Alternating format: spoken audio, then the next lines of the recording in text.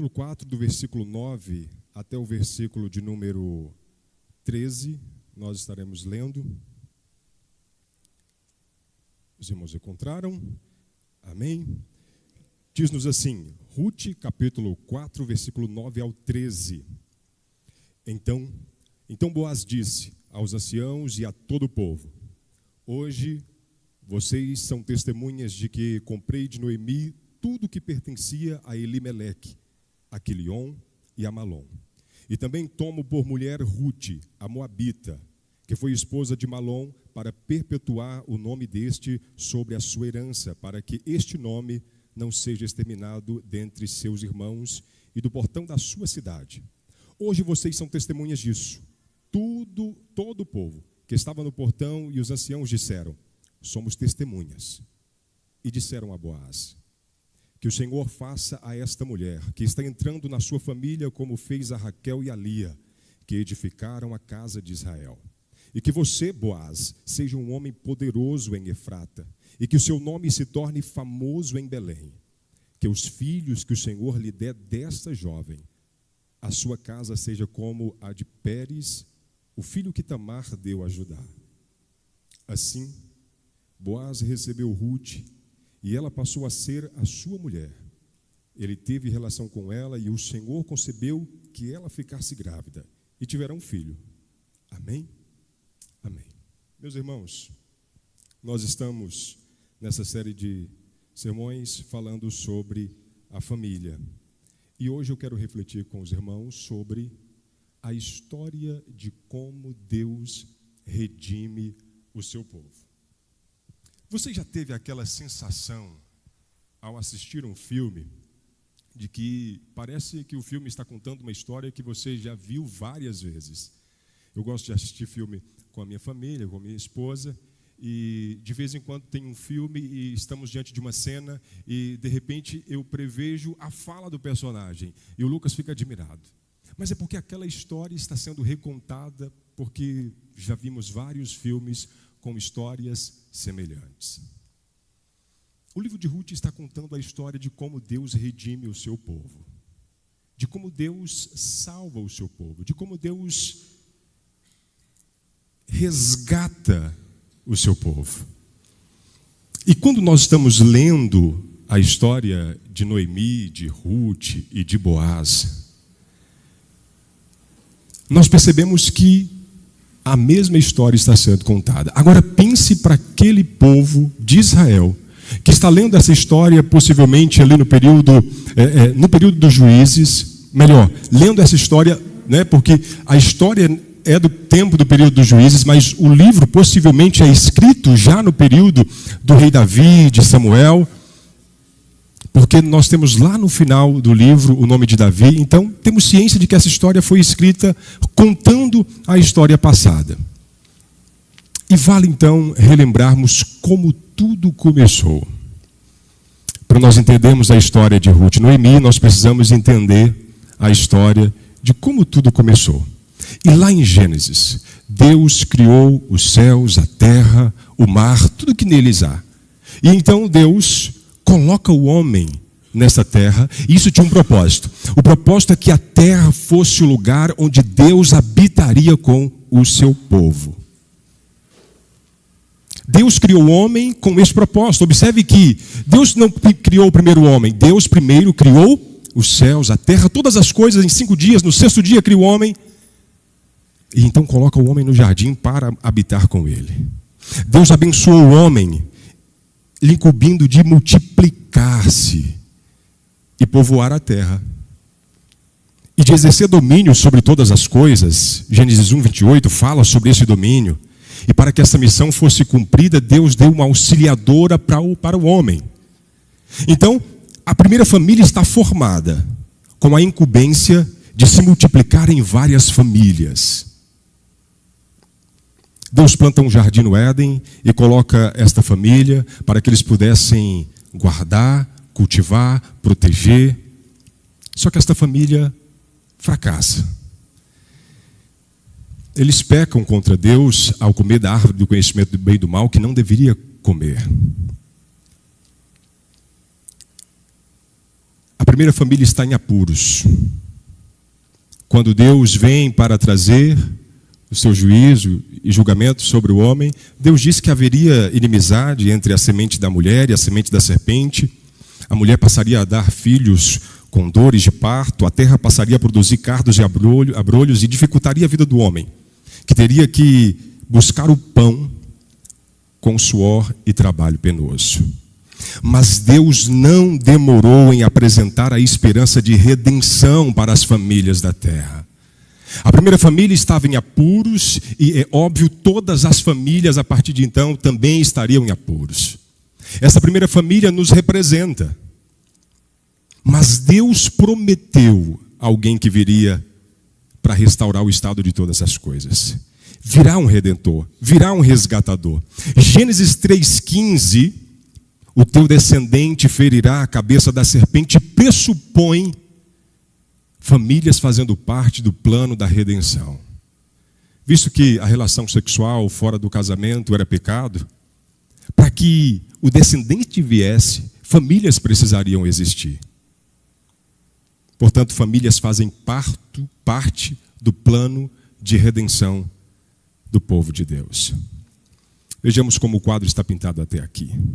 Deus criou a primeira família e lhes deu uma terra para morar, com a incumbência de se multiplicarem várias famílias e encher a terra. Mas eles pecaram, fracassaram e são expulsos da presença de Deus. Nós temos aqui o primeiro exílio,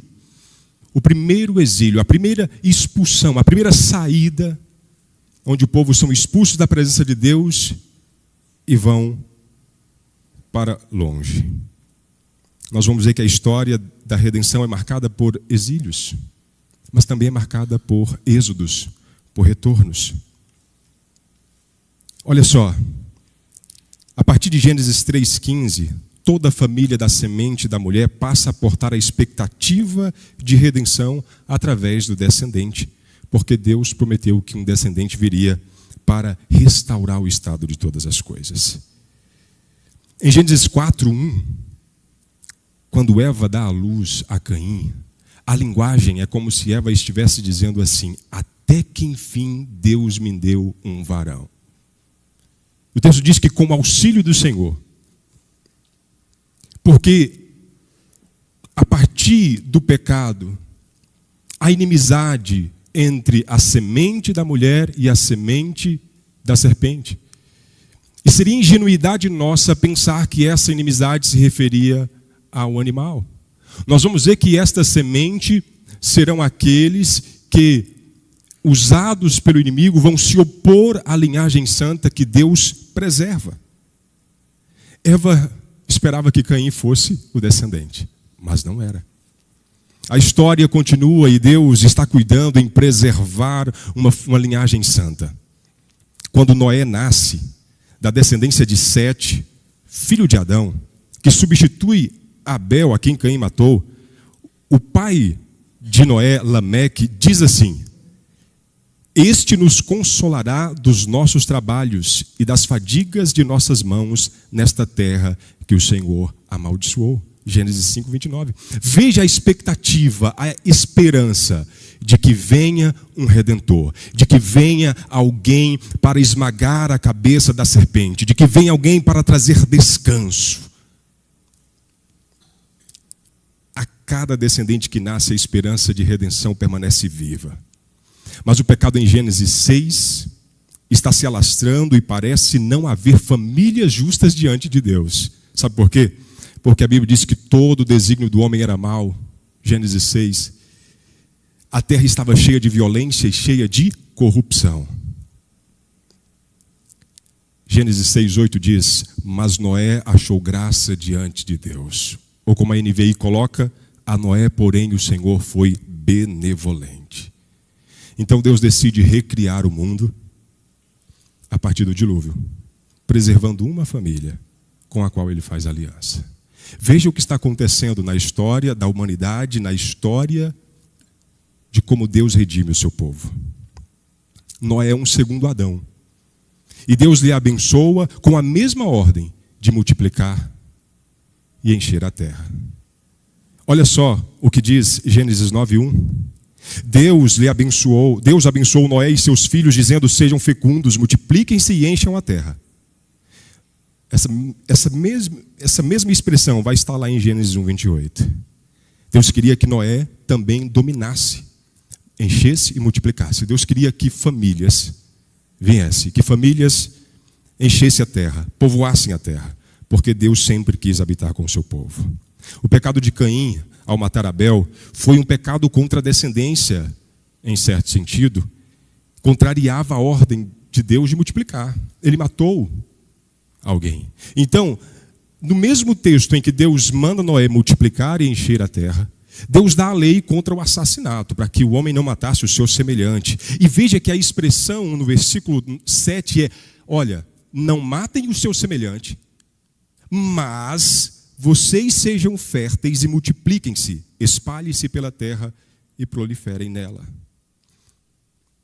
E o que nós vemos logo após o relato da história de Noé, que é a recriação do cosmos, a recriação do mundo, Deus dando uma nova oportunidade para a humanidade, para que ela andasse nos seus caminhos, e então cumprisse com o propósito que era para que Adão exercesse, de domínio sobre a terra, de multiplicar, de ser bênção, de que a sua família fosse bênção.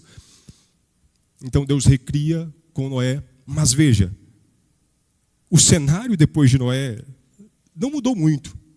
Nós vemos que logo após isso, as famílias da descendência de Noé se opõem à ordem de Deus de se espalhar pela terra.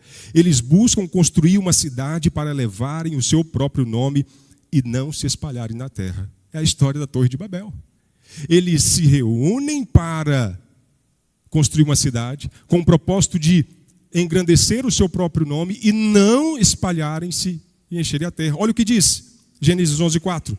Disseram: venham, vamos construir uma cidade e uma torre cujo topo chegue até os céus e tornemos célebre o nosso nome, para que não sejamos espalhados por toda a terra.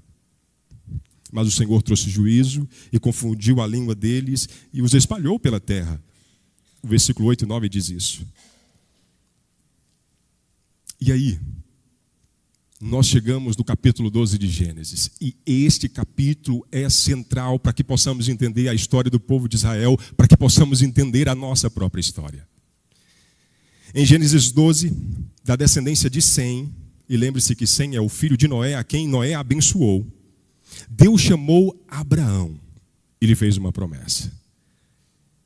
Observe como Deus está preservando uma linhagem santa, da qual chama famílias, para dar continuidade no plano da redenção. E há aqui na história de Abraão, no capítulo 12, um contraste entre as famílias de Babel e Abraão. Porque no capítulo 12, Deus, ao fazer a promessa para Abraão, diz: eu engrandecerei o teu nome. Te abençoarei e te engrandecerei o teu nome. Enquanto as famílias da Torre de Babel queriam engrandecer o seu próprio nome, Deus está dizendo para Abraão: Abraão, sou eu quem vou engrandecer o teu nome. Então Deus faz 3 promessas a Abraão. A primeira promessa, Deus faz a promessa de que a sua descendência seria numerosa e seria uma grande nação. Deus faz a promessa de dar a terra de Canaã para que a descendência de Abraão habitasse. E Deus faz a promessa de abençoar todas as famílias da terra através da descendência de Abraão. Então nós temos Deus dizendo para Abraão: Abraão, de você sairá grandes nações, a sua descendência será numerosa, de você eu farei uma grande nação. Eu vou dar a terra de Canaã para vocês habitarem. E através da descendência de vocês, eu vou abençoar todas as famílias da terra. Parece ou não parece o que Deus queria que Adão fizesse? O que se repetiu com Noé e o que está se repetindo aqui. Mas veja, agora, Deus vai conduzir cada detalhe desta história. Deus diz no versículo 3 do capítulo 12: abençoarei os que te abençoarem e amaldiçoarei os que te amaldiçoarem. Em ti serão benditas todas as famílias da terra. Aqui nós temos uma promessa de juízo contra a semente da serpente. Aqueles que amaldiçoassem Abraão seriam amaldiçoados. Mas aqueles que abençoassem Abraão, a estes Deus faz a promessa do evangelho de salvação para aqueles que abençoassem Abraão. Olha só, o apóstolo Paulo em Gálatas, capítulo 3, versículos 7 e 8, interpreta esta bênção prometida às nações como sendo o evangelho pré-anunciado da salvação aos gentios. Olha o que Paulo diz em Gálatas, capítulo 3, versículos 7 e 8. Saibam, portanto, que os que têm fé e que são filhos de Abraão, ora, saibam, portanto, que os que têm fé é que são filhos de Abraão. Ora, tendo a Escritura previsto que Deus justificaria os gentios pela fé, pré-anunciou o evangelho a Abraão, dizendo: em você serão abençoados todos os povos. Em você. E veja, Paulo está dizendo que Deus pré-anunciou o evangelho a Abraão, dizendo: eu vou abençoar todos os povos através da sua descendência. Veja o que Gênesis 12, 3 vai dizer: em vocês serão benditas todas as famílias da terra. Esta mesma promessa ela vai se repetir a Isaac e a Jacó. Em Gênesis 26, versículo 2 e 4, o Senhor aparece a Isaac, e naquela ocasião Deus diz para que Isaac não descesse ao Egito, e Deus faz a mesma promessa: eu vou dar esta terra para vocês habitar, a sua descendência será numerosa, e através da sua descendência serão benditas todas as famílias da terra. Em Gênesis 28, 13 e 14, Deus também faz a mesma promessa a Jacó. Interessante porque como Deus mudou o nome de Abraão em outra ocasião, Deus vai mudar o nome de Jacó também quando ele diz que da descendência de Jacó procederiam reis, como Deus disse para Abraão. Deus diz a Jacó do mesmo jeito: em você e na sua descendência serão benditas todas as famílias da terra. À luz do Novo Testamento, Abraão e a sua descendência representam um papel que prefigura Cristo e a igreja. Portanto, a promessa de bênção para as nações é cumprida em Cristo, através da sua igreja. 1 Pedro 2, 9 e 10, olha o que Pedro diz. De fato Pedro está lembrando o que o povo de Israel sabia muito bem. Olhe as palavras de Pedro. Vocês, porém, são geração eleita, sacerdócio real, nação santa, povo de propriedade exclusiva, a fim de proclamardes as virtudes daqueles que o chamou das trevas para a maravilhosa luz. Antes vocês nem eram povo, mas agora são povo de Deus. Antes não tinham alcançado misericórdia, mas agora alcançaram misericórdia. Então nós temos aqui a promessa de uma descendência numerosa, a promessa de uma terra para que essa descendência se estabeleça como nação, e a promessa de que dessa descendência todas as nações e as famílias da terra sejam abençoadas. Nós já tivemos um vislumbre de que isso se cumpre em Cristo através da sua igreja. Mas na altura do campeonato, em Gênesis, no decorrer da história, surge uma pergunta: de que maneira Deus pretende que a descendência de Abraão seja bênção para as nações? De que maneira Deus quer que a nação de Israel, que aquelas famílias que vão se multiplicar em várias famílias, sejam bênção para todas as famílias da terra? E a resposta é: Deus pretendia que a nação, que a descendência de Abraão fosse bênção para as nações, sendo um reino sacerdotal. Esse era o desejo de Deus. Gênesis 17, 5 a 8, quando Deus está mudando o nome de Abraão, dizendo: agora você não vai chamar mais Abraão, e sim Abraão. Deus está dizendo que o constitui pai de muitas nações. Deus faz Abraão fecundo, e Deus diz: reis procederão de você, e eu estabelecerei uma aliança entre mim e entre você. E Deus diz: para ser o seu Deus e o Deus da sua descendência. Deus faz uma promessa de descendência numerosa. Deus promete uma terra para habitar com este povo. E Deus diz: eu serei o Deus de vocês, e vocês serão o meu povo. E vocês deverão exercer um reino sacerdotal. Isso vai ficar mais claro. Essa mesma promessa, Deus reafirma ela a Jacó, em Gênesis 35:10, quando Deus também está mudando o nome de Jacó para Israel. Deus diz: e reis procederão de você. Êxodo 19, versículo 6, antes de Deus dar os 10 mandamentos, olha o que o texto diz: e vocês serão para mim um reino de sacerdotes e uma nação santa. E aqui nós voltamos ao ponto do Éden, onde Adão deveria exercer domínio sobre todas as coisas, encher e multiplicar, onde Adão deveria ser este rei e sacerdote representando Deus, a quem eles foram criados, a sua imagem. Mas Adão fracassa, e agora a descendência de Abraão está apontando para o descendente que viria como verdadeiro rei e sacerdote, e através de quem todas as famílias seriam abençoadas. Deus revela então que o descendente que virá da descendência de Abraão será não apenas o resgatador, o redentor, mas ele também será o rei sacerdote. E à medida que a história da redenção está progredindo, Deus vai providenciando os meios para a manutenção da sua promessa de dar um resgatador. E agora nós sabemos que este resgatador vai vir da descendência de Abraão. A mesma promessa de descendência numerosa é reafirmada a Isaac, Jacó, e a realeza dessa descendência é mantida na promessa feita a Judá em Gênesis capítulo 9. E veja bem, assim como Deus reverteu a esterilidade de Sara, milagrosamente Deus também reverte a esterilidade de Rebeca e de Raquel. E isso porque a esterilidade, o fato de não poder gerar um filho, era entendido como maldição, porque como viria o descendente?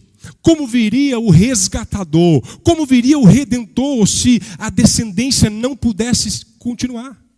E este ou não é o problema aqui no livro de Ruth?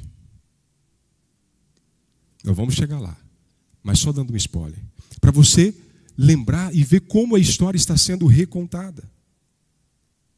O livro de Gênesis, o que Deus está dizendo ao milagrosamente curar essas mulheres da esterilidade, é dizendo: eu estou cuidando de tudo. Sou eu quem provei os meios para a redenção do meu povo. O livro de Gênesis termina e começa o livro de Êxodo com a descendência de Abraão em o número de 70 pessoas no Egito. A família de Abraão se multiplica e se torna um povo numeroso. Mas eles estão sendo escravizados no Egito, então Deus se lembra do seu povo, da promessa feita a Abraão, a Isaac e a Jacó, e desce para libertar o seu povo com mão poderosa para levá-los para a terra que ele havia prometido lhes dar para morar com eles.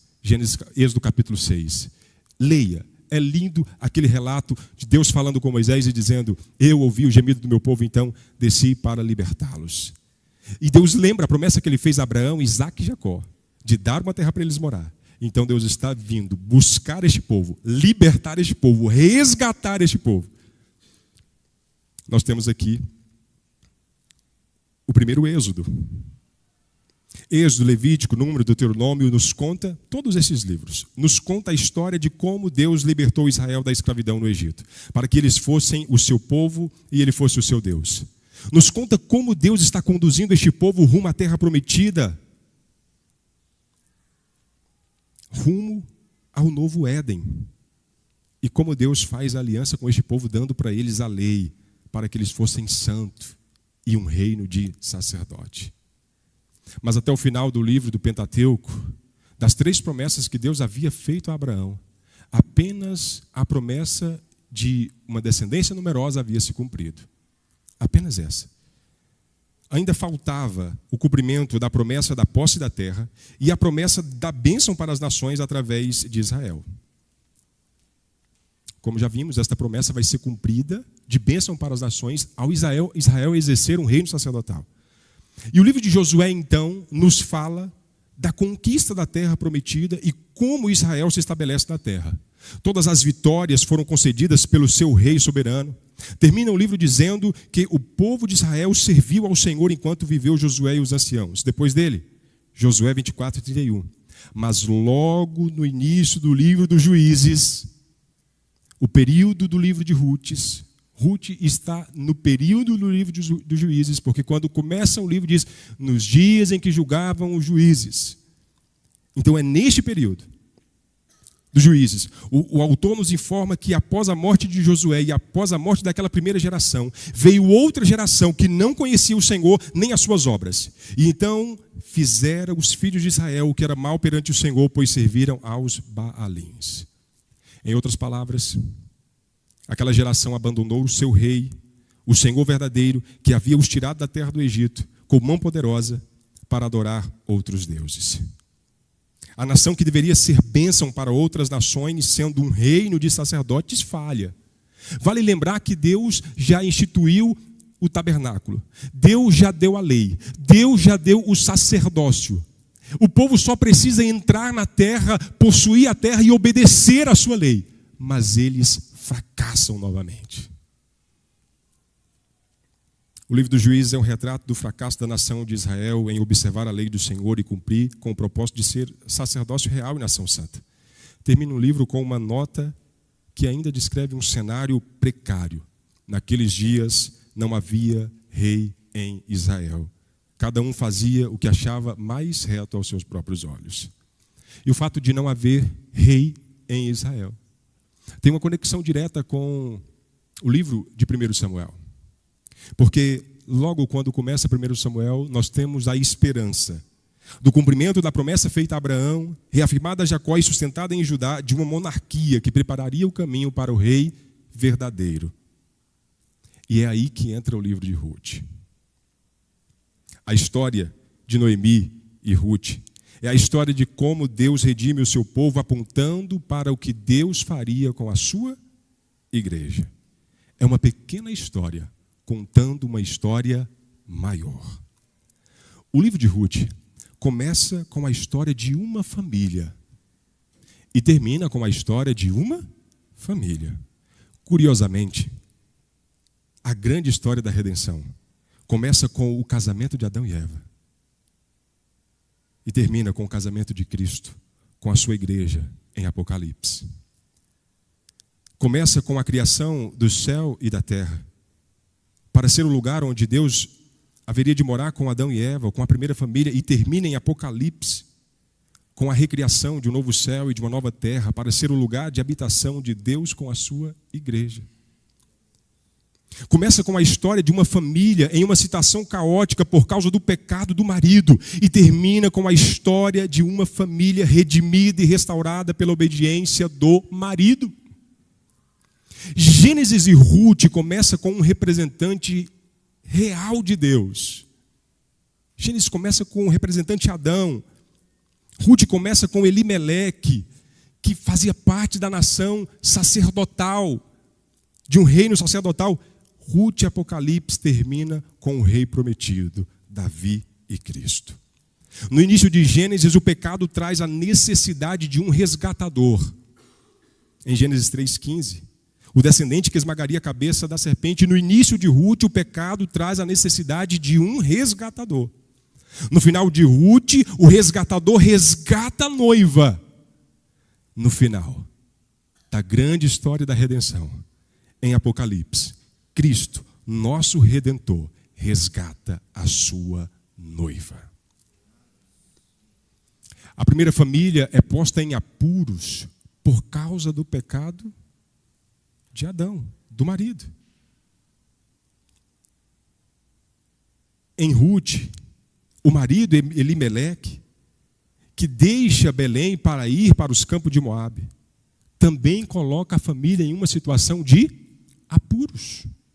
Deixar Belém e ir para os campos de Moabe é deixar a terra da promessa, é deixar a terra prometida, é deixar o novo Éden, é deixar o lugar da provisão. Lembra que Belém significa casa do pão. É deixar a casa do pão, é deixar a casa da provisão, é deixar a casa da promessa, é deixar o lugar onde Deus está habitando com o seu povo. Lembra que Deus já está habitando com o seu povo no tabernáculo. Elimeleque sai de Belém de Judá. Preste bem atenção na expressão Belém de Judá. Elimeleque sai, e sabe o que significa o nome de Elimeleque? Deus é rei. Ironicamente, esse personagem ignora o seu nome, o seu Deus, o seu rei, e toma uma decisão de sair da terra prometida, do lugar onde Deus habita, para ir para os campos de Moabe, um lugar de idolatria, de promiscuidade. Elimeleque está autoimpondo o exílio. Ele está assumindo a maldição da lei, da desobediência da lei, lá em Deuteronômio 28, da expulsão da terra, quando Deus disse que iria expulsar Israel quando eles desobedecessem. Elimeleque está assumindo esta punição e dizendo: eu vou embora.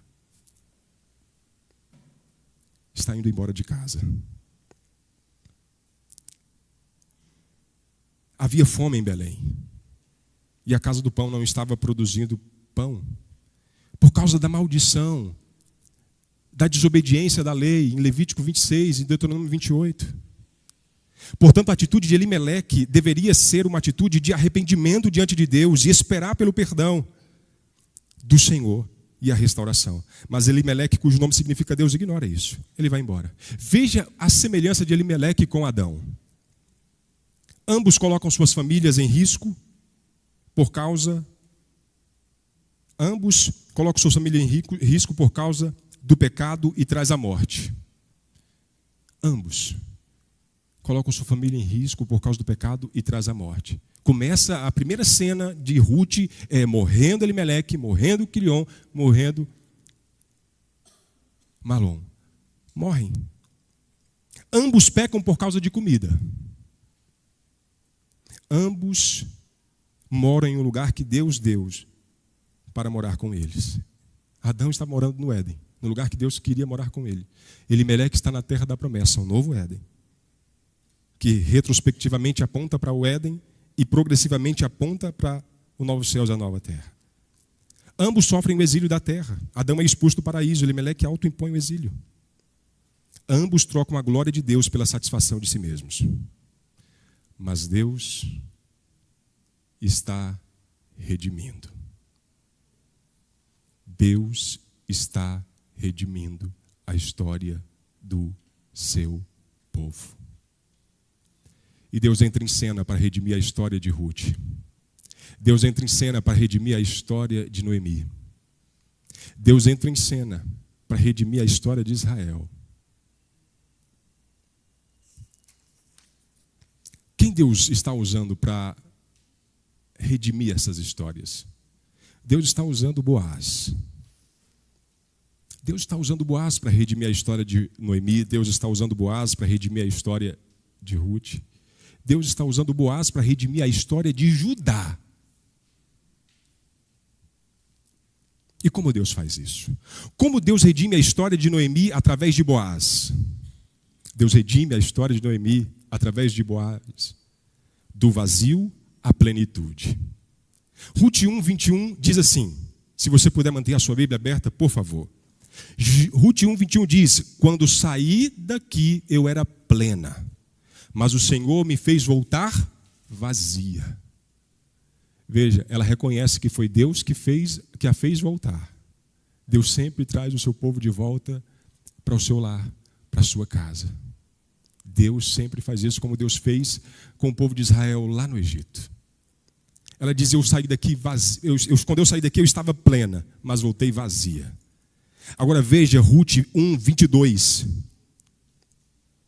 Foi assim que Noemi voltou das terras de Moabe, com a sua nora Ruth, a moabita. Esse foi assim, está dizendo que Ruth voltou vazia. Mas elas chegaram a Belém no início da colheita da cevada. E sabe por quê? Porque ela ouviu dizer que o Senhor havia se lembrado do seu povo e Deus estava trazendo o pão para a casa do pão. Ruth 3:17, a NVI diz assim: e acrescentou, Ruth 3:17, ele me deu destas 6 medidas de cevada, dizendo: não volte para a sua sogra de mãos vazias. Boaz está dando 6 medidas de cevada para Ruth, a moabita, e está dizendo: não volte para a sua sogra de mãos vazias. O autor intencionalmente diz que Noemi voltou de Moabe de mãos vazias. Agora o autor está intencionalmente dizendo: vá para a sua sogra, mas não vá de mãos vazias. Do vazio à plenitude. É como Deus está usando Boaz, este parente resgatador, para redimir a história de Noemi. E um comentarista vai trazer uma ideia muito interessante de que estas 6 medidas aqui pode ter um sentido simbólico. Por que não 7? Porque 6 é o que antecipa o 7. E 7 era o número da plenitude. Mas quando Boaz dá 6 medidas, ele diz que vai atrás de cumprir a promessa de resgate. Então a ideia de Boaz é: eu estou trabalhando, mas eu vou em busca da compensação, da plenitude de todas as coisas. 6 medidas. Agora ela não está vazia. Deus usa Boaz para redimir a história de Noemi da maldição à bênção.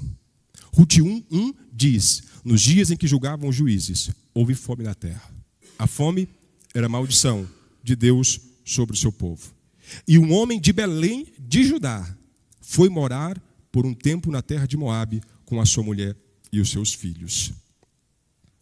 Veja, o versículo 6 do capítulo 1 diz: então se dispôs ela com as suas noras e voltou da terra de Moabe, porquanto nesta ouviu que o Senhor se lembrara do seu povo, dando-lhe pão. Deus estava revertendo a maldição da fome. Deus estava revertendo. No capítulo 2, versículo 1 e 3, o texto diz: e Noemi tinha um parente da parte de seu marido, um poderoso homem de riqueza, da família de Elimeleque, e o seu nome era Boaz. E ela, Ruth, foi e veio e colheu no campo após os ceifeiros. E aconteceu dela, Ruth, se encontrar em uma parte do campo pertencente a Boaz. Eu coloquei aqui a versão da King James, porque ela coloca de uma maneira que nós entendemos melhor.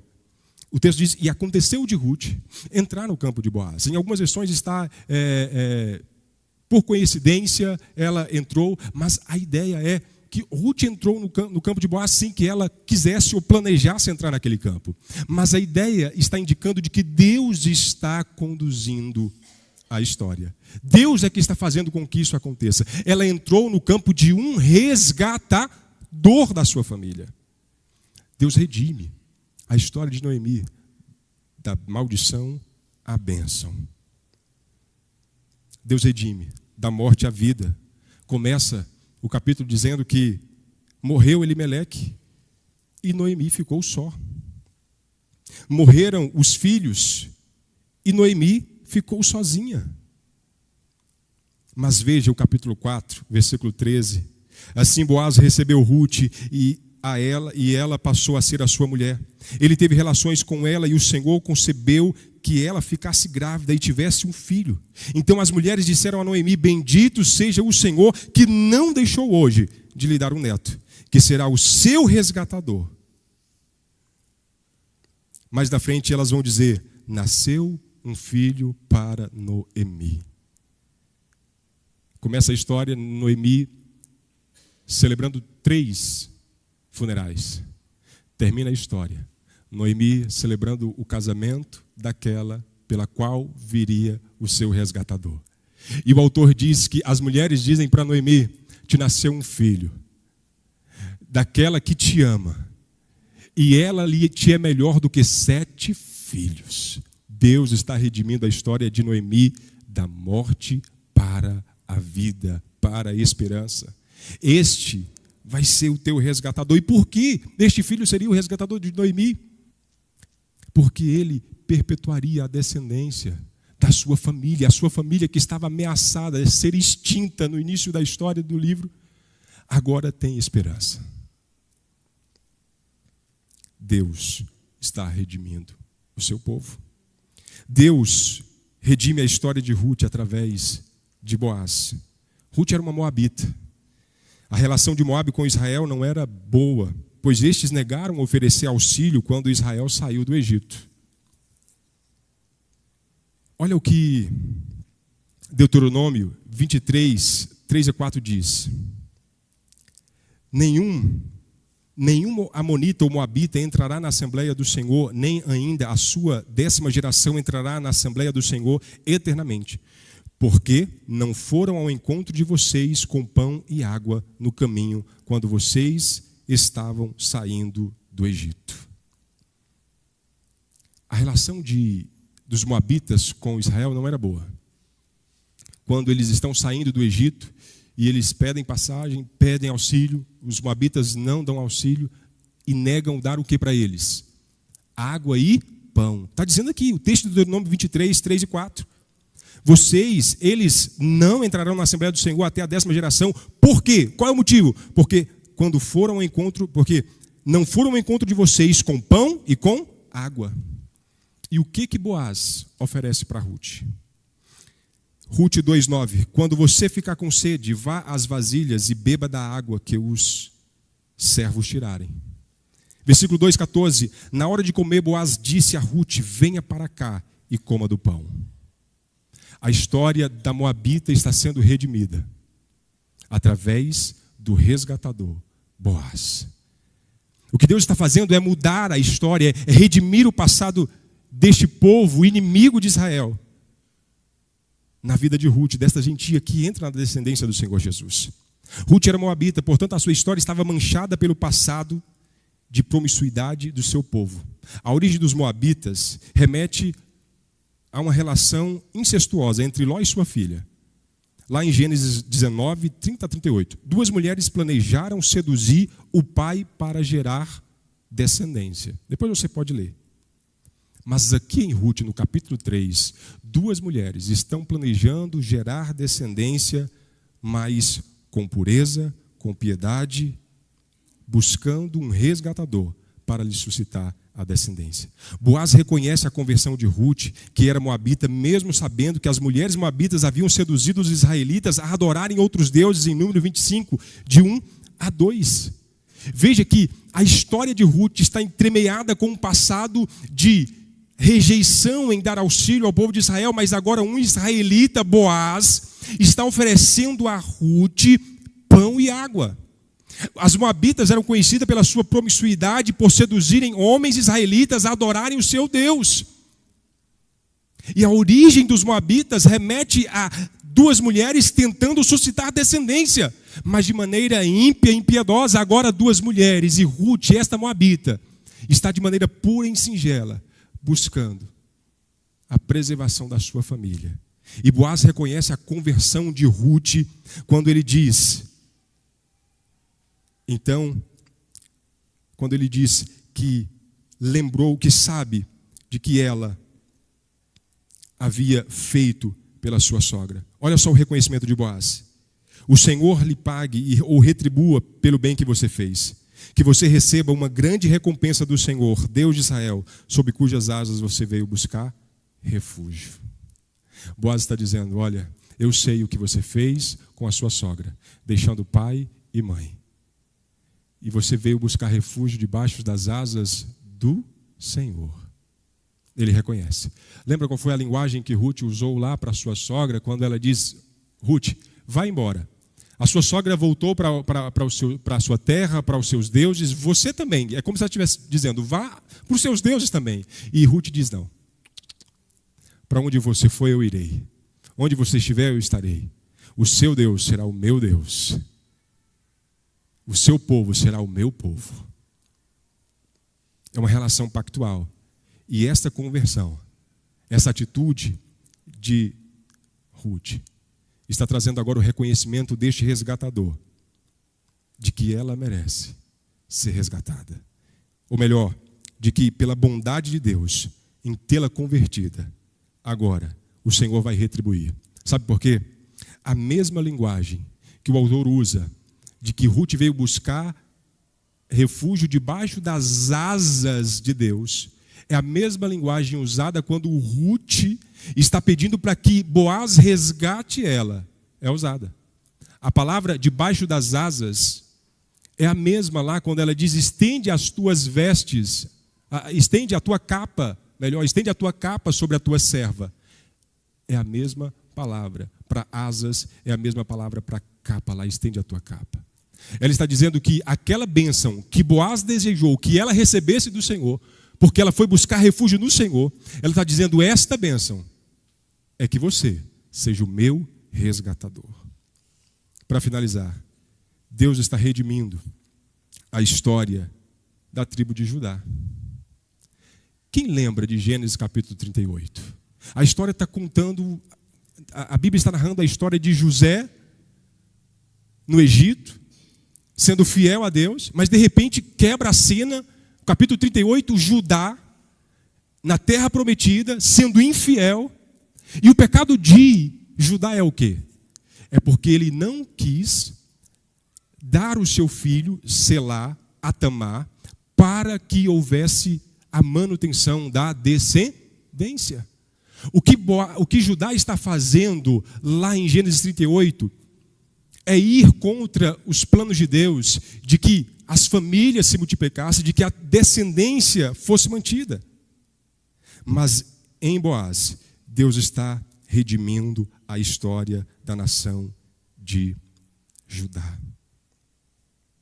Olha só o que um comentarista diz a respeito de Boaz.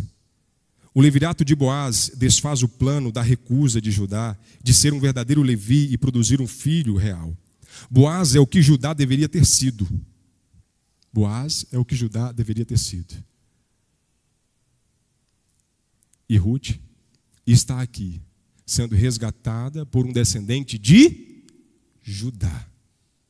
Boaz está redimindo não somente a história de Noemi, não somente a história de Ruth, mas Boaz está redimindo a história de Judá. Lembra que da tribo de Judá viria o rei? Pois é. Sabe o que acontece? Deuteronômio 23 coloca um problema nesta promessa. Porque Deuteronômio 23, capítulo 2, versículo 2, diz que um bastardo não poderia entrar na Assembleia de Israel ou na congregação até a 10ª geração. E Pérez, que é filho de Boaz, que Boaz teve de Tamar, é um bastardo. Tamar também era gentia, lembre-se disso.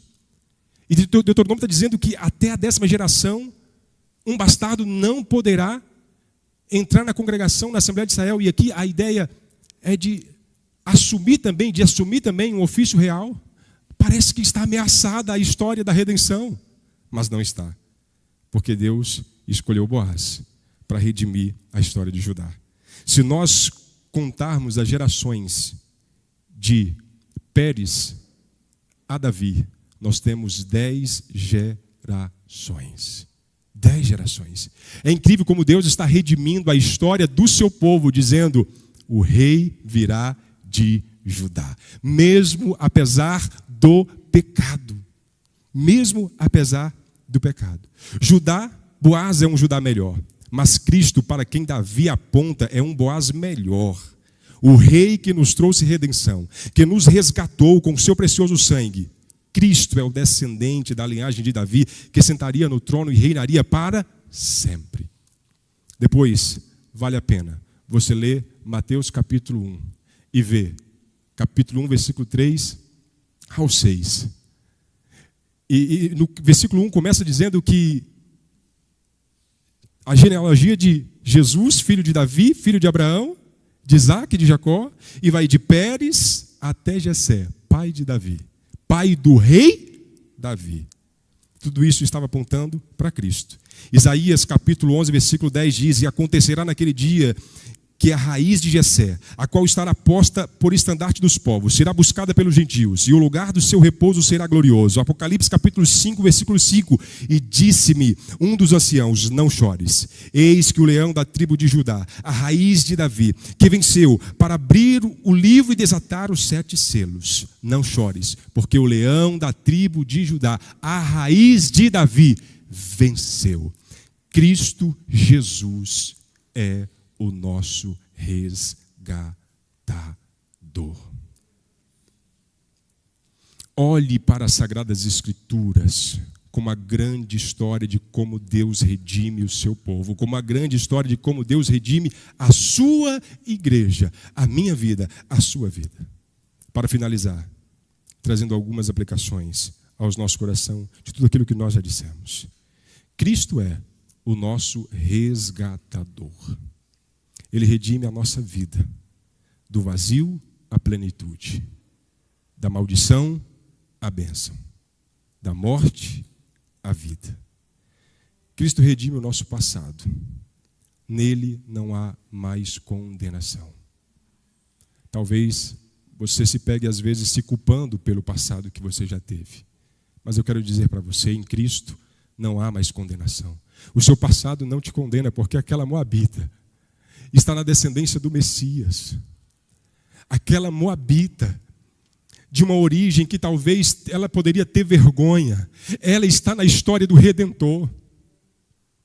O que Deus está dizendo é que Ele escolheu e Ele chamou pecadores para ser o seu povo, para ser uma família real, para ser o povo de propriedade exclusiva, nação santa, para proclamar as boas novas.